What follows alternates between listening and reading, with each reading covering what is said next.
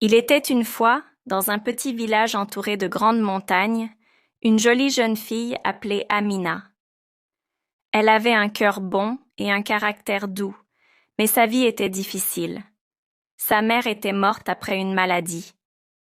Elle vivait donc avec son père, sa belle-mère et ses deux demi-sœurs. Sa belle-mère était méchante. Elle traitait Amina avec injustice, lui donnait les travaux les plus durs et l'accusait pour tout, même quand elle n'avait rien fait. Malgré cela, Amina restait calme et courageuse. Un jour, un nouveau malheur arriva. Amina partit en forêt avec son père pour récolter du vin de palme. Pendant que son père montait en haut d'un grand palmier, elle était assise en bas et mangeait des baies cueillies sur la route. Elle aimait leur goût sucré et regardait son père travailler. Soudain, elle entendit un bruit étrange. Elle leva les yeux et vit son père perdre l'équilibre et tomber. Amina cria et courut vers lui. Elle le secoua en l'appelant, mais il ne bougeait plus. Elle comprit alors qu'il était mort et se mit à pleurer. Après son enterrement, la vie d'Amina devint encore plus dure. Sa belle-mère, qui ne l'aimait pas, la traita encore plus mal. Elle l'obligeait à faire des travaux très pénibles. Chaque matin, pendant que ses demi-sœurs se préparaient pour l'école, Amina devait accompagner sa belle-mère au champ et au marché pour faire les tâches les plus lourdes. Quand Amina demanda à retourner à l'école, sa belle-mère la regarda froidement et lui dit qu'elle n'avait pas les moyens de payer ses études. « Tu dois travailler pour mériter ta place », cria sa belle-mère. À partir de ce jour, Amina passa ses journées à garder les chèvres, nettoyer la ferme, porter de lourdes charges et vendre les récoltes au marché. Le soir, elle était totalement épuisée. Et si son travail n'était pas parfait, sa belle-mère lui donnait moins à manger. Amina devint maigre et faible, mais sa belle-mère se moquait d'elle. « Tu n'es que la fille d'un pauvre paysan, sois déjà contente d'avoir à manger, » disait-elle avec mépris. Un dimanche après-midi tranquille, un nouveau problème arriva. La demi-sœur d'Amina alla chercher de l'eau et fit tomber la jarre. Elle se brisa en 1000 morceaux. Effrayée, elle sut que sa mère serait en colère. Alors elle inventa un mensonge. « C'est Amina, elle était fâchée contre moi et a jeté la jarre par terre, » cria-t-elle. La belle-mère crut sa fille.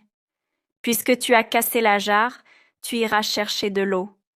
Et tu ne mangeras pas ce soir tant que toutes les jarres de la maison ne seront pas remplies. » Le cœur d'Amina se serra. Sa belle-mère savait très bien ce qu'elle faisait. Dans leur village, il était interdit de puiser de l'eau le dimanche. On disait que les esprits de l'eau maudissaient ceux qui le faisaient. Les mains tremblantes, Amina prit une jarre. Les larmes aux yeux, elle pensa au danger. Mais elle n'avait pas le choix. Elle devait obéir, sinon la punition serait pire. Elle marcha lentement dans la forêt. Ses pieds nus s'enfoncèrent dans la boue. Les oiseaux chantaient et les feuilles bougeaient avec le vent. Mais elle n'y faisait pas attention. Elle ne pensait qu'à la malédiction. Après avoir rempli la jarre au ruisseau, elle se retourna pour partir quand une voix faible l'appela. « S'il te plaît, mon enfant, donne-moi un peu d'eau. J'ai très soif. » Amina vit une vieille femme assise près d'une petite case. Elle semblait fatiguée et fragile. Sans hésiter, Amina versa un peu d'eau dans une petite tasse et la lui tendit.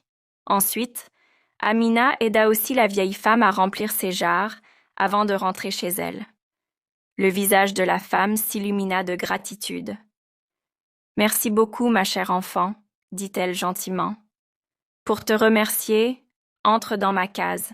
Tu y verras 2 paniers. Choisis-en un et emporte-le, mais ne l'ouvre qu'une fois rentré chez toi. » Amina entra doucement dans la petite case sombre. Dans un coin, elle vit 2 paniers, un grand et un petit. Elle choisit le plus petit et repartit rapidement, le cœur battant, curieuse de savoir ce qu'il contenait. Dès qu'elle arriva à la maison, elle posa le panier sur la table et souleva le couvercle. Une lumière éclatante remplit la pièce de couleur brillante. Amina resta bouche bée en voyant des pièces d'or couler comme une cascade.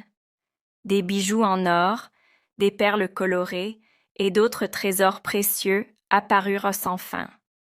Sa belle-mère et ses demi-sœurs regardèrent la scène, choquées. La jalousie envahit leur cœur.